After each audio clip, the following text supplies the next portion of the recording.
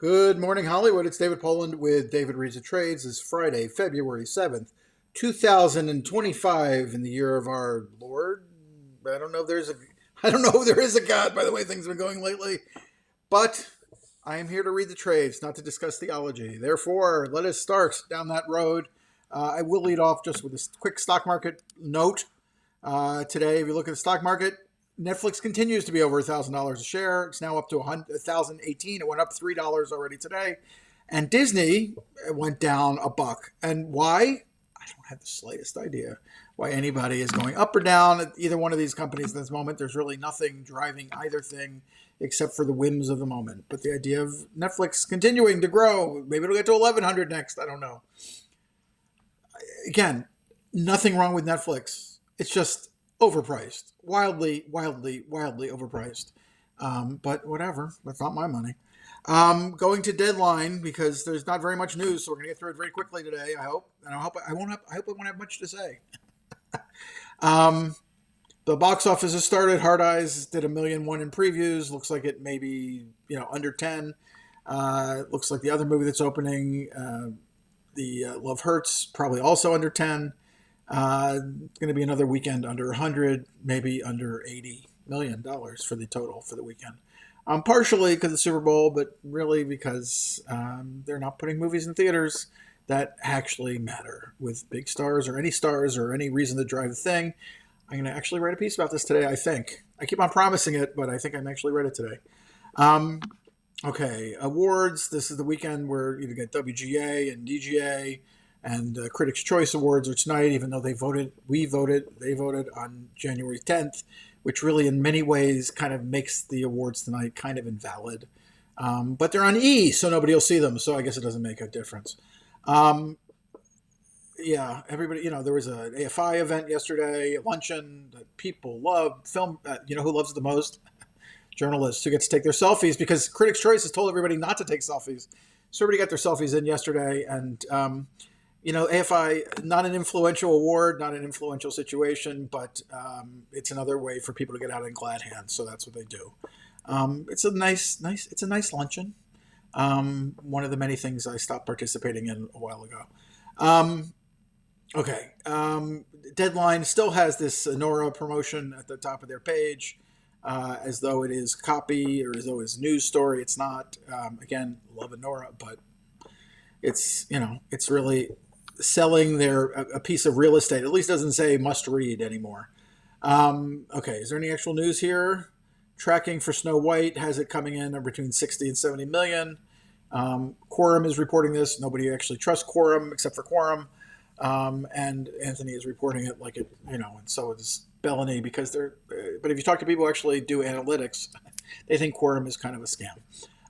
But anyway, it seems like a reasonable number, and it'll change because we're 6 weeks out. Let's see. English Teacher got renewed by FX, even though the guy who stars in it and created it has been accused of sexual harassment or some other kind of form of sexual abusiveness. Apparently, they're feeling good about it, and they're going to keep on going. So there you go. Good show. My wife loves that show. But yeah, it got a little creepy when he turned out he was kind of a problem child, potentially an alleged problem child. He's an alleged problem child.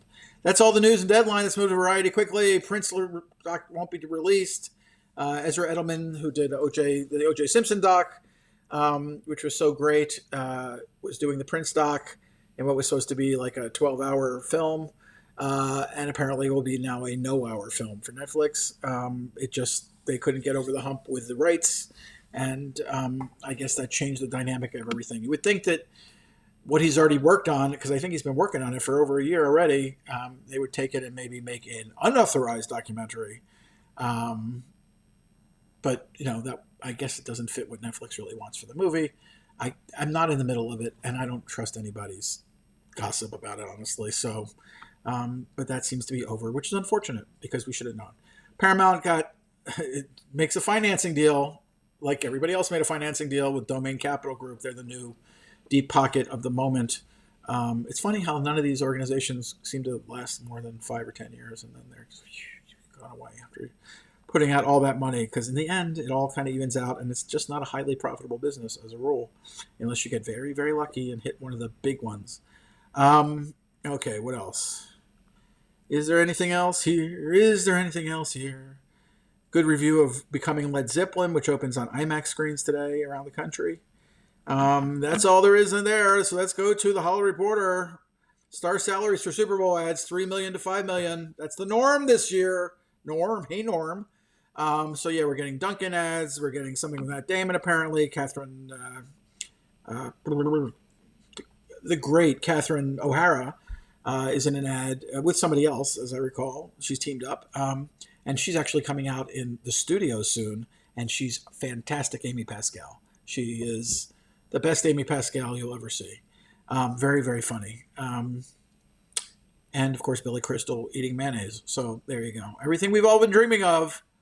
There's an incredibly stupid, what is the Steven Zaitchik piece. Oscar studios are taking a lot fewer risks than they used to.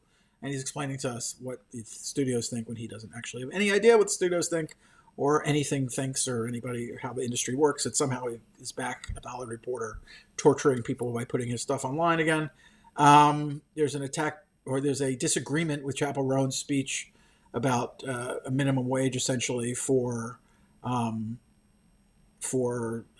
people getting into the record business.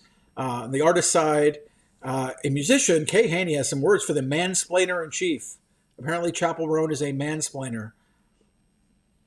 Okay, I don't know why they're even publishing that part of it.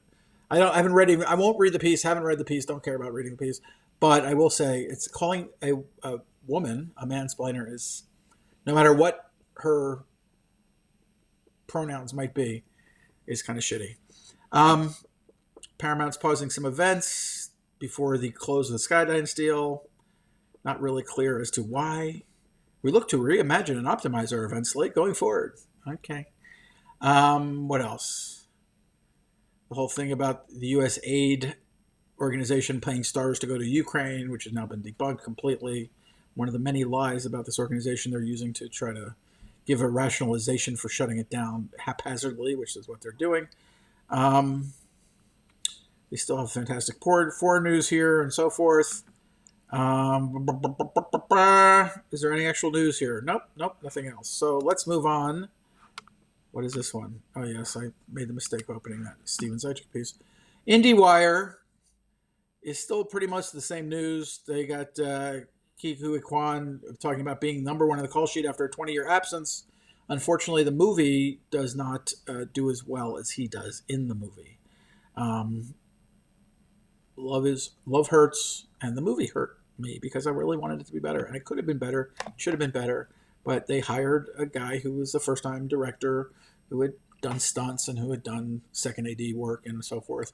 And the thing is, it wasn't that he didn't know what he was doing so much as he knew too much. He tried too many things, and he layered it on so thick it is unwatchable pretty much. I literally got me queasy in the first few minutes. So there you go. It's a shame because the idea it's not a complex idea. It's not like an original idea, but it's a good idea and he's good in it and it should have been fun and it wasn't as much fun as it should have been. Anything else here? Apparently Ryan Latanzio and Dan Thompson have caught up with people like myself I'm the only person who was saying that The Complete Unknown was the front runner 2 months ago. Now, because Emilia Perez is losing steam, all of a sudden they're getting behind A Complete Unknown, which makes sense. Doesn't mean it's going to win. I don't know who's going to win. It's a weird year, but I actually think A Complete Unknown has a very, very good chance of winning Best Picture. After, the pundits kind of passed on it for the first couple months since it opened, since they first saw it. They just, for some reason, decided it just wasn't up to the standards that they were holding on to. And I like the other movies. I think it's a really interesting season. But I think there are a lot of people who really hate The Brutalist and a lot of people who really turned off by The Sex and Nora and didn't get into the fun of it. And, these are interesting, challenging directors, and that's okay. These movies are not necessarily for everyone. Complete Unknown is for most everyone. So there you go.